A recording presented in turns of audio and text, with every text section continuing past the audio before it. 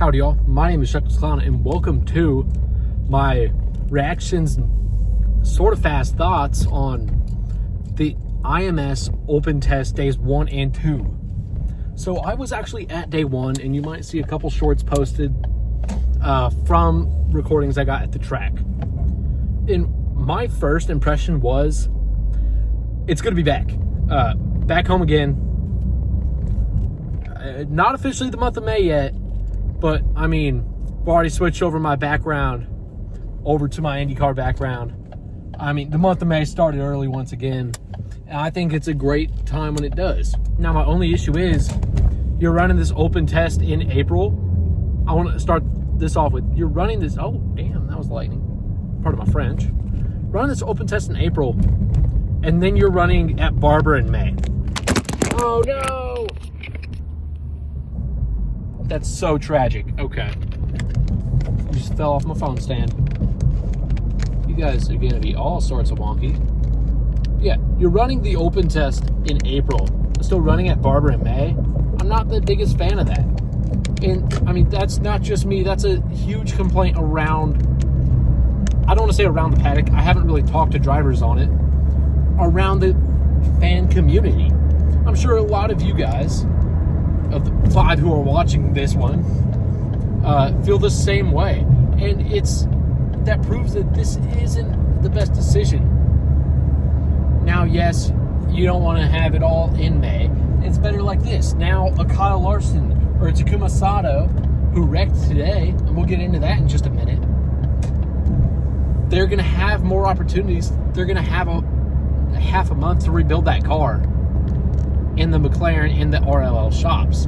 And those teams have crews specifically for those one-off guys. And I think that's also, this is to get the one-off guys a chance to get back on track before the month of May really kicks off. I don't think that's a secret at all. This day specifically, I feel like it used to be more specifically for the one-off guys. But good speeds. I'm going to talk about day 1. That was the day I was at testing. Speeds were good. It was hot at the track. And it wasn't as hot outside.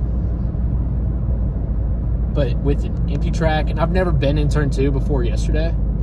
The sun was just beating down on you all day. I'm not sure if you can tell from the video, but I am red like a lobster. But it was great. I took a photo, or maybe a video. I'll see if I have a video of Rahal going around the lap before he hit the wall. But I took a video or a photo of him, and I was saying to my buddy, yo, he's high in the corner. Then he goes around and hits in turn 3. That is something we did not see really at all last year, where there wasn't really any difficulty out in turn 3. Now, I'm not sure why that happened. That was late into a session near the end of all of testing for the day. So the chance that he just ran high, got into some marbles, and got loose. And then he ran the line that he'd been running all day, which was a little higher up for Graham Rahal into the corner than a couple other drivers were running. He just might not have been able to do that with the tires. I'm not an expert, not claiming to be, never claimed to be. I'm just a dude who likes cars going fast and going left. I like the right ones too. But that was the only really drama we saw all day on day 1. Was that Newgarden had a close call at the wall. I'm not sure if the broadcast covered it at all. I saw it in person where he got really dangerously close on one lap, but he settled back in, and it was around traffic. The blending, the drivers are getting a bit used to it, and I think that's also part of this, is getting the drivers used to blending into traffic. But the drivers don't get used to pitting from traffic quite yet. Now, another big topic on Friday, Scott Dixon claiming the top spot in speed. Or not Friday. What am I talking about? Tomorrow's Friday. Topic on Wednesday was Dixon claiming that top spot. He was fast today, too. Now, today I was not able to go to the track, but I watched some of the broadcast. Now, I want to start off at the early morning point before, or while the engines were boosted up. Kyle Larson smacks the wall in exit of turn 1 going into turn 2. That that is, I believe, Larson's first accident in an Indy car. He's been pretty clean so far. In starting the month of May off this early with 2 pretty big one-car incidents and almost another couple with the blending today. In like BK, who ran out of fuel, which was not on him. You can't blame the drivers for that. That's on the team. Didn't put near enough fuel in it. It was coasting around and almost caused a huge collision. But Larson with a huge hit to the wall. Luckily, he's okay, and his car wasn't too badly damaged. Then we go over to Sato. Larson had the cameras on him. We saw him when he got loose and into the wall. Then we go over to Sato. Sato's already around. And what I'm saying here is, I'm not sure if the whole Fox team was down there. I'm sure they'll bring in more cameras for the actual events and for the practices, because this was just an IndyCar Productions on the YouTube.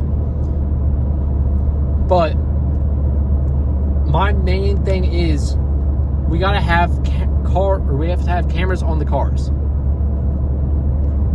at all times. We need to get a couple more cameras out there. Get a stationary camera or 2 into the corners.